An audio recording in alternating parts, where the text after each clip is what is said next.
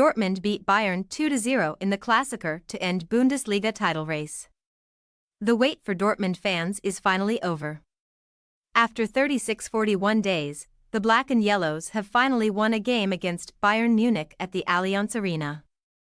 Borussia Dortmund defeated the Rekordmeister 2-0 thanks to goals by Munich-born Karim Adeyemi 10-foot and Norwegian wingback Julian Ryerson 83. Indeed, one must go all the way back to April 2014 to find Dortmund's last win at the Allianz Arena. Pep Guardiola was in his first season at Bayern, and the club had already secured their second title in a row.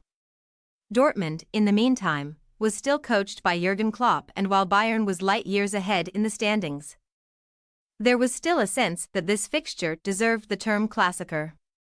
10 years later, there was some doubt about whether the game deserved the Klassiker classification. Not only had Bayern won the title 11 years in a row, but Dortmund suffered loss after loss in Munich. The club also gifted Bayern the title on 2 occasions, most famously last season, when the Black and Yellows threw away the title by failing to beat lowly Mainz. Then there is the fact that neither club had a say in the title race, at least not at this season stage. Although Bayern director of sport Max Eberl claimed in an interview earlier this week that Bayern would never give up on the title, the 10-point gap to Leverkusen always made the 12th title in a row close to a mission impossible. Yes. If I didn't, I would be in the wrong place, Eberl said in an interview with Sky Germany earlier this week. Of course, it's 10 points in 8 games. But Leverkusen hasn't lost a game yet. If it happens, then they have to deal with it differently. We can only do our part, keep the pressure up and win games. For a moment this match day, it looked like that could happen. With just 2 minutes of regular time to go, Leverkusen was down 1-0 to Hoffenheim earlier on Saturday. But then Robert Andrich 88-foot and Patrick Schick 91 turned the result around, bringing a potential 7-point gap back to 10 points. Then the events at the Allianz Arena unfolded, with Dortmund playing like they did so often in the Champions League this season. Furthermore, key Bayern players like Harry Kane and Jamal Musiala seemed out of sorts, and on top of that, Sven Ulreich struggled to replace regular number 1 Manuel Neuer. "We don't need to talk about the title," Ulreich said to German magazine Kicker after the game. "We are 13 points behind and have no say in the matter. Leverkusen are doing well and winning their games dirty. Dortmund, in the meantime, played like a team without pressure."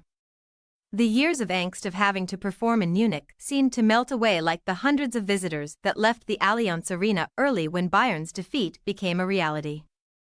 Moments after the game, you could spot Dortmund CEO Hans-Joachim Watzke sitting next to Matthias Sammer with a cigarette in his mouth, enjoying the moment. For Dortmund, this is a big moment. They have finally won in Munich.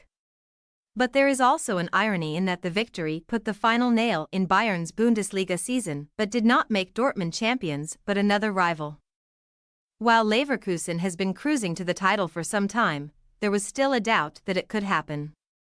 Too many still remember the 2002 season when Leverkusen became Neverkusen after the club threw away 3 titles, the Bundesliga, DFB Pokal, and Champions League. Even though that is now 22 years ago, history can be a significant burden, and even with Leverkusen boss Xabi Alonso announcing, what most Bundesliga insiders had known for months, that he was going to stay, the doubt was still there. Ironically, thanks to Dortmund's win over Bayern, that final sense of doubt can now be pushed away. Leverkusen now needs 9 more points in their last 7 games to win the title. As far as sports narratives go, this one is hard to beat. Thanks for your watching. Don't forget to click the subscribed button and hit the bell icon for more.